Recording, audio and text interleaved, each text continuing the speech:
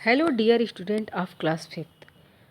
बच्चों, आशा करती हूँ आप लोग स्वस्थ और सकुशल होंगे और अपनी पढ़ाई पर भी विशेष ध्यान देते होंगे।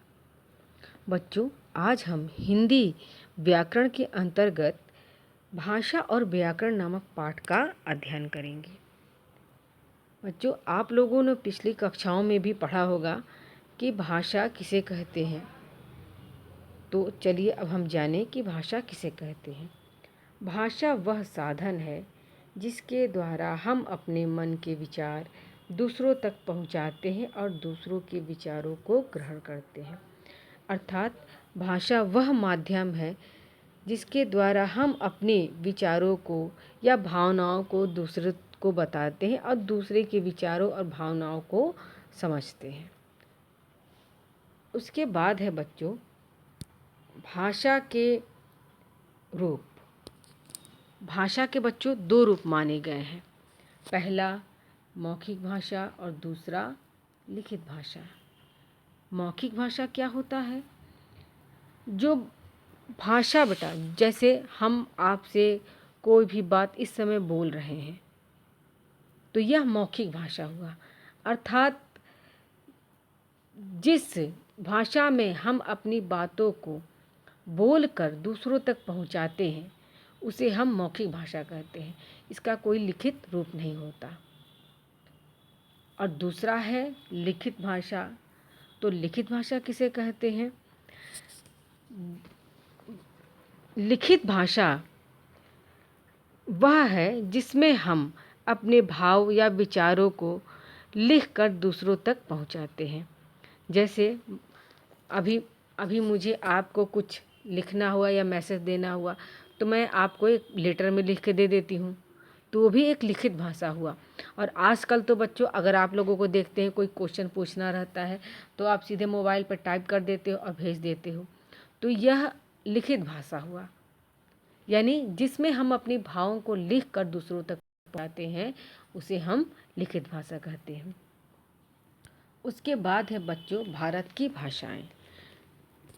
आप तो जानते ही होंगे कि हमारा भारत एक विभिन्न जातियों वर्गों वाला देश है और इसमें भी राज्य भी अलग अलग है और जितने राज्य हैं यहाँ की बोली और भाषाएं भी अलग अलग हैं। तो भारत में 22 भाषाओं को बच्चों मान्यता दी गई हैं। अभी भी भोजपुरी को कोई मान्यता नहीं दी गई है, लेकिन देखिए आप लोग 29 राज्य हैं लेकिन 22 भाषाओं को अभी भी मान्यता मिली हुई है। मान्यता का अर्थ होता है बच्चों की वो भाषाएं जिनका एक साहित्य होता है और उनका एक लिखित प्रमाण होता है, उन्हें ही मान्यता प्राप्त भाषाएं कहती हैं। तो देखिए भारत में 22 भाषाओं को मान्यता दी गई है, जिसमें है असमिया, बांग्ला, बोडो, डोगरी, गुजराती, हिंदी, कन्नड़, कश्मीरी, कोंकणी, मैथिली और इसके अलावा बच्चों और सारी यहाँ भाषाएं दी गई हैं जैसे संथाली, सिंधी, तमिल, तेलुगु और उर्दू। जिसमें हिंदी को भारत की राष्ट्रभाषा और राजभाषा दोनों का दर्जा प्राप्त है।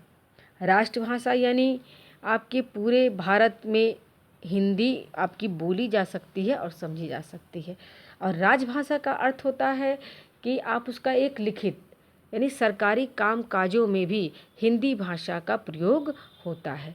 तो जहाँ काम करने के लिए का के बारे में कहा जाता है वहाँ पर राजभाषा होता है, यानी आपकी राष्ट्रभाषा और राजभाषा हिंदी ही है। उसके बाद है बच्चों लिपि। लिपि का मतलब क्या होता है? देखिए लिखा है स्क्रिप्ट।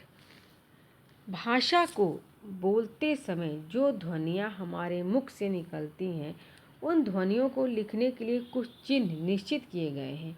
ये चिन्ह ही लिपि कहलाते हैं। बच्चों हर भाषा में को एक अलग अलग लिखने का ढंग होता है कि जैसे हमको क हिंदी में क कैसे लिखना है, अगर इंग्लिश का के लिखना है तो कैसे लिखना है। यानी जितनी भी भाषाएं हैं उनको लिखने का एक ढंग होता है कि किसको किस तरीके से लिखना है, उसे ही लिपि कहा जाता है। तो दूसरा देखिए भाषा के लिखने के ढंग को लिपि कहते हैं और प्रत्येक भाषा की अपनी विशेष लिपि होती है। जैसे हिंदी, संस्कृत, मराठी और यहाँ बच्चों गुजराती और नेपाली की भी लिपि आपकी देवनागरी होगी। दूसरा है पंजाबी की लिपि गुरुमुखी है, अंग्रेजी की लिपि रोमन है और उर्दू की लिपि फारसी है। अर्थात जिन हर एक भाषा को जिस जिस तरीके से लिखा जाता है वही उसकी लिपि कहलाती है। उसके बाद बच्चों हम आते हैं व्याकरण पर। अब व्याकरण किसे कहते हैं? व्याकरण वह शास्त्र है जो हमें भाषा के शुद्ध रूप से लिखना, पढ़ना, बोलना सिखाता है। यानी अर्थात हर एक भाषा को, बेटा जितनी भी भाषाएं हैं सबका एक व्याकरण होता है। व्याकरण अर्थात वह साधन जिसके द्वारा हम किसी भी भाषा को शुद्ध रूप से लिखना, पढ़ना और बोलना सीखते हैं। मान लीजिए हमें बोलना है, देखिए जैसे यहाँ पर लिखा है गीता गाना गा रहा है, तो ये सही है गलत? क्यों? क्योंकि गीता स्त्रीलिंग है तो इसका कर्म कैसे पुल्लिंग हो जाएगा? गा रहा है, इसकी क्रिया है, तो ये गा रही है होगा। तो ये हमने कैसे जाना? ये व्याकरण के द्वारा ही जाना कि यह गलत है। अब दूसरा देखिए, तेरे को मैंने देना है, ये भी गलत है। यहाँ क्या होगा? तुमको मुझे देना है। तो ये भी हमने कैसे जाना कि ये गलत है? व्याकरण के द्वारा। ठीक,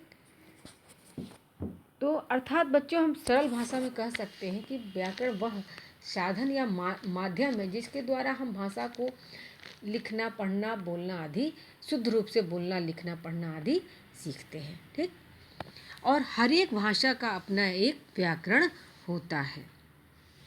तो अब देखिए बच्चों, अब हम यहाँ पर देखेंगे, अब कुछ अभ्यास भी देख लेते हैं, जिसमें देखिए पहला है सही विकल्प है आपको कि सही पर सही का विकल्प लगाइए। तो पहला दिया है प्रारंभ में भाषा का कौन सा रूप था?